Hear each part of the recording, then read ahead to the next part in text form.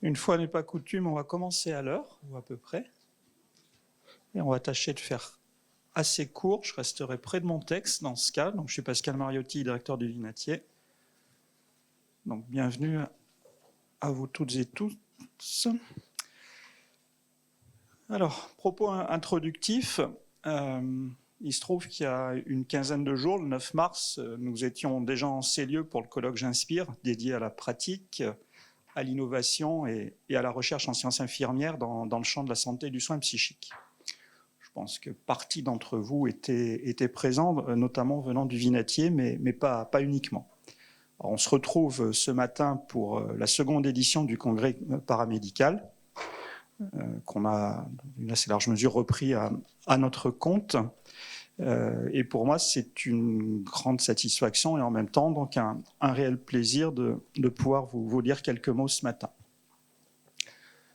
Dans le même ordre d'idées, parce qu'il se passe finalement beaucoup de choses sur les sujets qui nous intéressent au plan des pratiques infirmières et des compétences, nous serons quelques-uns présents dans cette salle et du Vinatier au CHU de Strasbourg à l'occasion d'un colloque organisé par l'Association européenne des directeurs d'hôpitaux et de l'ADESM, que je continue de présider, donc l'association des établissements du service public de psychiatrie et de santé mentale.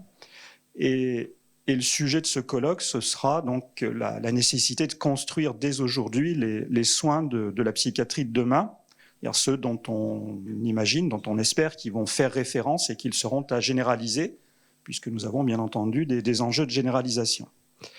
L'idée toute bête, parce qu'après tout, il faut ramener les choses aussi à des fondamentaux, c'est de mieux soigner.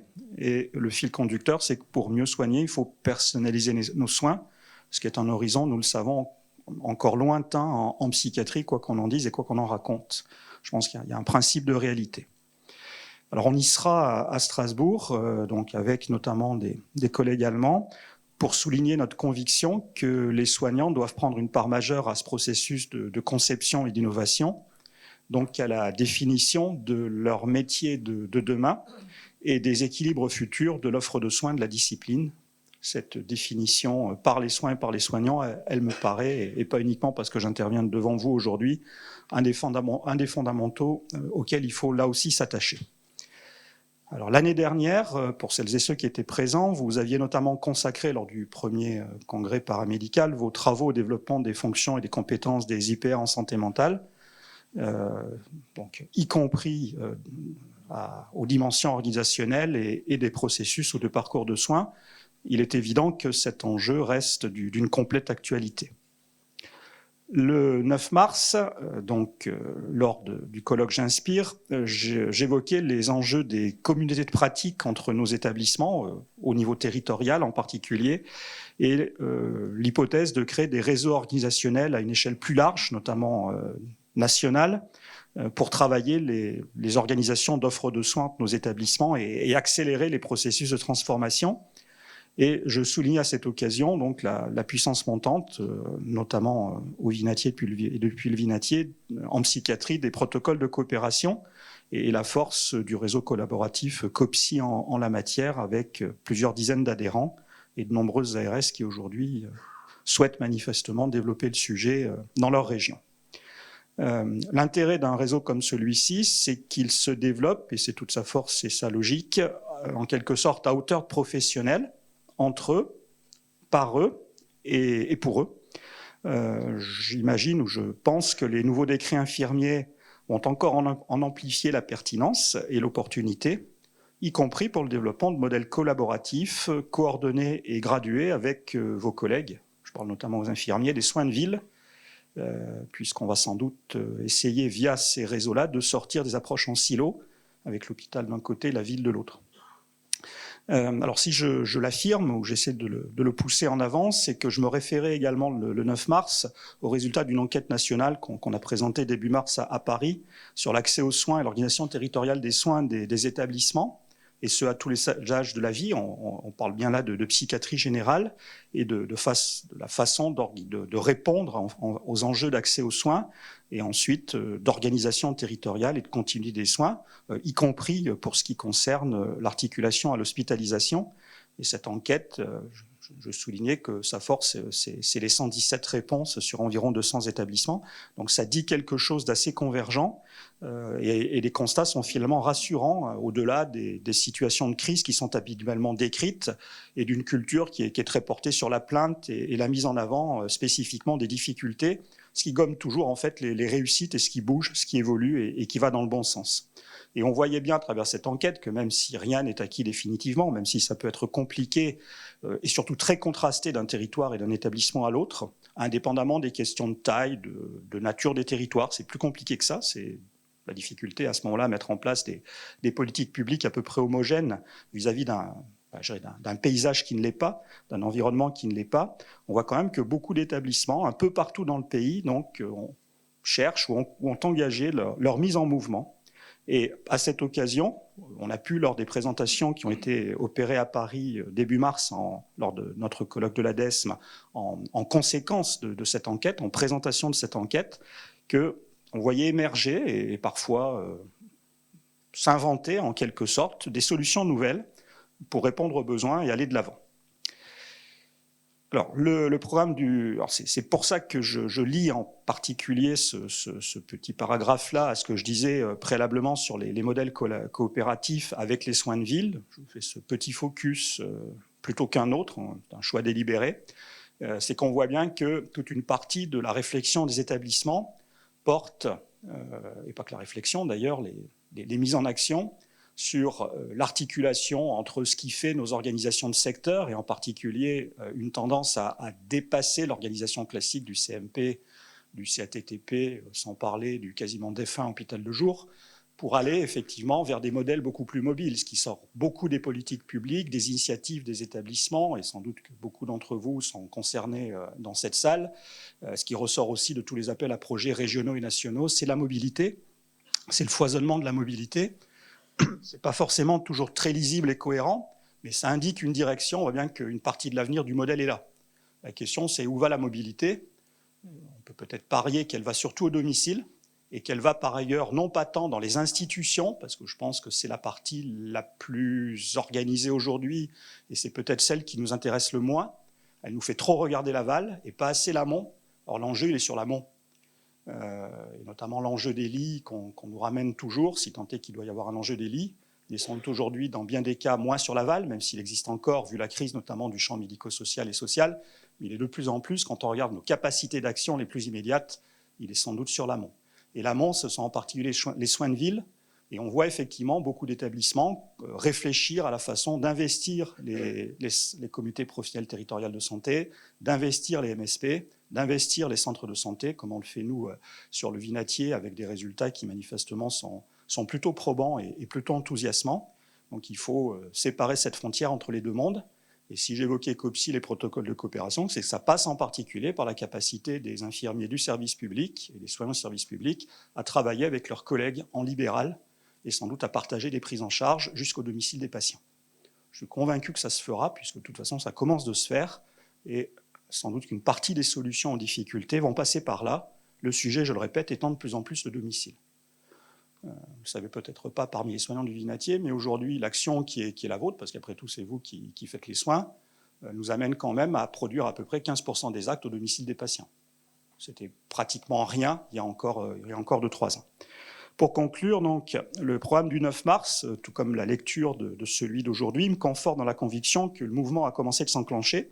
C'est ce que j'ai essayé d'expliquer, bien plus qu'on ne l'imagine parfois, et que le futur des soins, un futur exigeant, et merci à vous, a commencé de s'esquisser. Je fais donc en quelque sorte, parce que ça fait quand même maintenant un certain nombre d'années que je suis en psychiatrie et plus d'une dizaine d'années sur la DESM, qu'il y a des choses qui sont en train de changer. Et pas uniquement en raison des coups de boutoir de notre environnement ou du changement de la nature des besoins ou des demandes de la patientèle et de la population, parce qu'effectivement, on s'organise pour changer et pour réagir. Donc, je pense qu'il y a une vraie opportunité du moment. Il faut la saisir maintenant pour aller plus loin et changer les soins. ce qui n'est pas une critique de ce qui se fait actuellement, mais on sait qu'on est confronté à une nécessité d'actualisation. Partant de ce constat, je vais émettre un conseil ou un vœu. C'est à vous de vous saisir de cette opportunité. Saisissez-vous de celle-ci. Et puis, je dirais alors qu'on ne s'engage pas sans garantie, bien entendu, dans les établissements et plus largement. Et j'aurais terminé par un engagement de confiance. Si vous vous engagez, et je pense qu'on en fait régulièrement la démonstration, vous saurez dans ce cas nous trouver en soutien et à vos côtés, et ce résolument. C'est pourquoi je vous souhaite un bon congrès.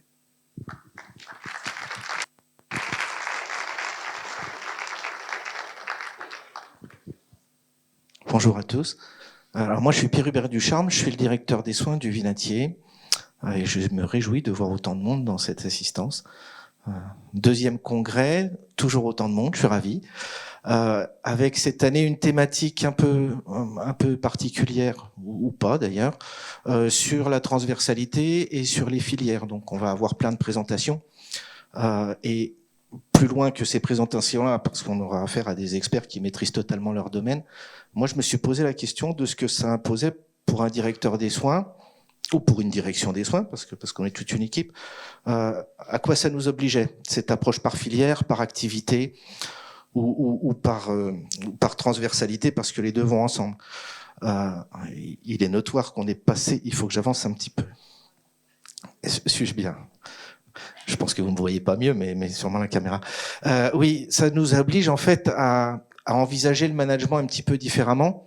Je m'étais déjà présenté l'an dernier comme un petit nouveau au Vinatier. J'ai pas l'impression d'avoir beaucoup vieilli, mais j'ai quand même pris un an. Et ce fonctionnement par pôle m'avait beaucoup surpris parce qu'on a l'impression de fonctionner en silo et que cette transversalité ou que ce fonctionnement par filière interne était un petit peu défaillant. L'idée pour ça, c'était de se restructurer et l'avantage que j'y trouvais, moi, c'était la transversalité parce que ça nous permet d'avancer de front sur des thématiques. Je me rends compte que je m'éloigne complètement de mon sujet, mais c'est pas grave parce que je vais le rejoindre quand même. J'avais préparé 3 exemples sur ce sujet-là. L'idée de transversalité dans notre management, pour moi, le principal avantage, c'est d'avancer de front sur des sujets qui nous sont particulièrement essentiels. Je regarde notre responsable de la formation parce qu'on travaille activement là-dessus. J'ai juste 3 exemples à vous présenter qui nous permettent d'avancer tout en préservant. Alors on peut dire filière, mais si c'est en interne, c'est de l'activité de soins ou c'est un public cible. On peut considérer l'hospitalisation ou l'ambulatoire adolescent. On peut considérer l'hospitalisation adulte. Enfin bref, toutes les filières qu'on connaît. Les 3 exemples, ils sont assez simples. Le premier, c'est la réduction des pratiques coercitives dans notre établissement. On se rend compte que dans chaque pôle, je regarde Sandy, je regarde aussi son voisin, on avait cette réflexion, mais qui tient encore une fois au pôle. L'idée là de constituer un groupe de travail en y positionnant des experts, en étudiant les besoins et les ressources qu'on a, nous permettent d'avancer sur différentes thématiques. En premier lieu, et c'était peut-être surprenant, c'était les patients vulnérables. Plutôt que de parler des patients perturbateurs, pensons aux patients vulnérables. Pensons aussi aux outils qui nous permettent ça, qui nous permettent d'identifier les prodromes d'un passage à l'acte, mais aussi les besoins des patients. Voilà. Le deuxième sujet, et c'est un travail qu'on a lancé la semaine dernière, c'est les besoins des patients sur 24 heures. Et là, je rejoins mon directeur, assez souvent, mais là particulièrement, sur l'individualisation des soins qu'on peut donner. C'est-à-dire que régulièrement, et j'en ai fait partie très longtemps et j'en fais encore pleinement partie, les patients s'adaptent à l'organisation qu'on leur propose. C'est-à-dire on travaille aussi sur les ratios en ce moment, mais on a 4 personnels soignants dans une unité de 20 lits. Et après, on s'organise pour ça. Et ces personnels soignants sont à 99% du temps des infirmiers et des aides-soignants. L'idée là, ce serait de répertorier les besoins des patients sur 24 heures en termes d'activité, en termes de ressources qu'ils auraient, mais aussi en termes de compétences et de métiers qu'on pourrait opposer face à leurs besoins. Et par extension, quel management on met derrière ça. Le dernier exemple, c'est sans doute quelque chose qui va nous amener à faire le deuil de l'infirmier psy. Je sais que ça choque un petit peu quand je dis ça, mais alors j'en suis un, donc j'ai pas l'intention de faire le deuil de moi-même. Mais de cette nostalgie qu'on aurait, je pense que, en fait, il y en a plus. On va passer à autre chose. Et peut-être qu'on peut se demander, de manière commune, parce qu'on est en train de créer des réseaux de collaboration professionnelle. Notre directeur a cité COPSI, mais voilà, il y a aussi il y a un groupe WhatsApp créé par ma collègue de Bourges, qui sont des occasions de partage. Mais qu'est-ce qu'un infirmier, parce que j'ai pensé aux infirmiers en premier lieu, qui serait en maîtrise de son métier à 4 ans? Quels sont les modules de formation de base qu'il faudrait avoir suivis sur les 4 premières années? La désescalade, les traitements médicamenteux, voilà, la psychopathologie et que sais-je, pour définir qu'un infirmier passe en maîtrise de son métier au bout de 4 ans et que derrière, il peut passer en expertise dans certains domaines de son métier. Ça impose aussi la création d'autres outils, les cartographies de compétences, qu'elles soient individuelles, qu'elles soient d'unité, qu'elles soient de service ou de pôle. Et je pense que cette transversalité et ces filières, en fait, elles nous amènent à questionner tout ça et que nos problèmes au vinatier sont à peu près les mêmes que tout le monde. Je pense que la certification qu'on a vécue avec bonheur il y a quelques mois va nous dire exactement la même chose que partout, c'est-à-dire vous êtes sur la bonne voie, mais on a bien vu, ils l'ont stipulé aussi, on a un outil pour le rétablissement du patient, le PSI, on a bien vu qu'il n'était pas appréhendé de la même manière suivant les pôles. Donc, même en interne, on doit travailler ça. Voilà, c'est un petit peu ce que j'attends de cette journée-là aussi. Mais en fait, comme tous les congrès, hein, c'est ce partage et cet échange de pratiques. Je vous remercie, j'espère que j'ai pas été trop long et je vous souhaite une bonne journée.